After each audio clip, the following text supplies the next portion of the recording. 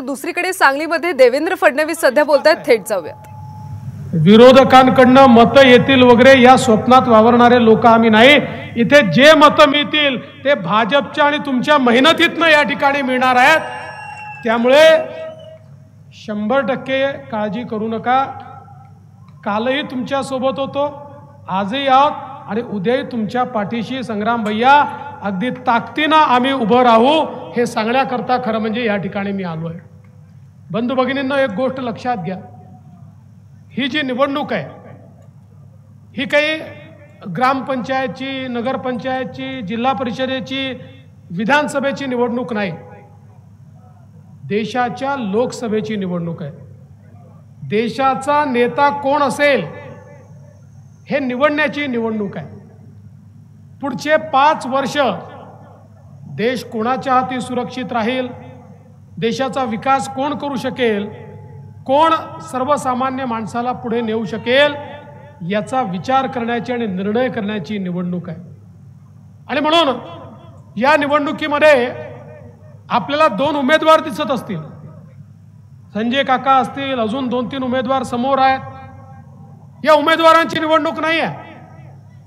या निवडणुकीत 2च पर्याय आहेत. एक पर्याय आहे विश्वगौरव विकास पुरुष नरेंद्र मोदीजी आणि मोदीजींच्या नेतृत्वातली आपली महायुती, ज्याच्यामध्ये आपली शिवसेना आहे, राष्ट्रवादी आहे, रासपा आहे, रिपाई आहे, पिरिपा आहे, मनसे आहे, अशा प्रकारची आपली महायुती आहे. आणि दुसरीकडे राहुल गांधी आणि राहुल गांधींच्या नेतृत्वात 26 पक्षांची खिचडी आहे. बंधू भगिनींनो, ही लढाई 2 व्यक्तिमत्वांमधली आहे, 2 नेत्यांमधली आहे. या ठिकाणी संजय काकांना दिलेलं मत हे मोदीजींना दिलेलं मत आहे आणि दुसऱ्या कोणाला दिलेलं मत हे राहुल गांधीला दिलेलं मत आहे. अशा प्रकारची लढाई आहे. आज आपण बघा, आपल्याकडे मोदीजींसारखं मजबूत इंजिन आहे, एक ताकदवर इंजिन आहे, एक पॉवरफुल इंजिन आहे.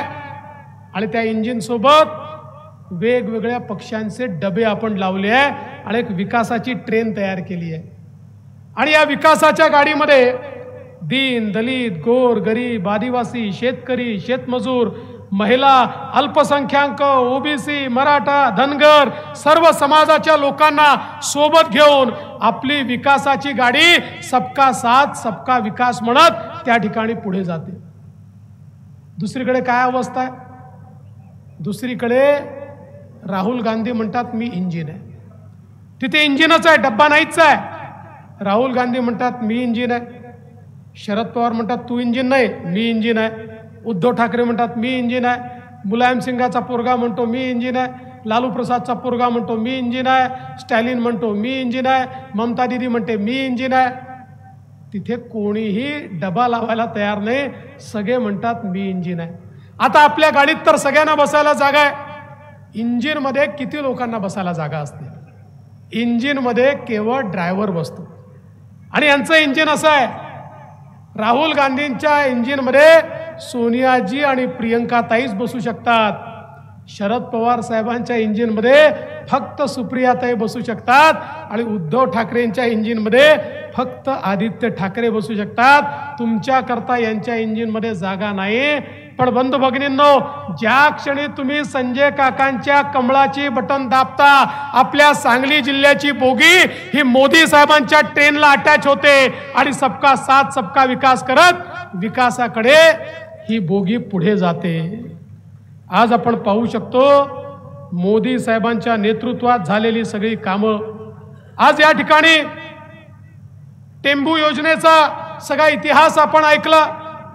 स्वर्गीय संपतरावजींनी याकरता दिलेलं जे काही श्रम असतील, घेतलेलं त्या ठिकाणी त्रास असेल, त्या ठिकाणी त्यांनी केलेली मेहनत असेल, हे आपण निश्चितपणे विसरू शकत नाही.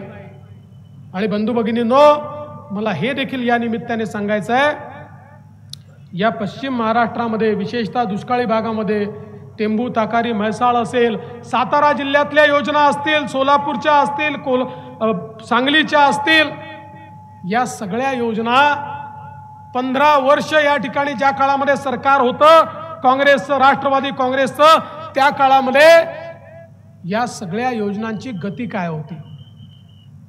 तिकडे विदर्भामध्ये आम्ही ओरडायचो आम्हाला निधी मिळत नाही.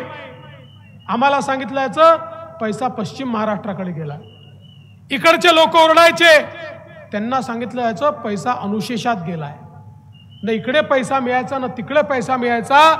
मी ज्यावेळेस महाराष्ट्राचा मुख्यमंत्री झालो त्यावेळी अनेक लोकांना शंका होती की आता तर आम्हाला पैसे मिळणारच नाहीत, आता तर आमच्या योजना होणारच नाहीत, आता सगळा पैसा हा विदर्भामध्ये जाईल. पण त्यावेळी खऱ्या अर्थानं आपण जर बघितलं तर या दुष्काळी भागांच्या सगळ्या योजनांना सर्वात जास्त पैसा जर कधी मिळाला असेल तर तो 2014 पासून 2019 पर्यंत मिळाला. आणि काल पुन्हा आपण सत्तेवर आलो तर पुन्हा या ठिकाणी पैसा देण्याचं काम आपण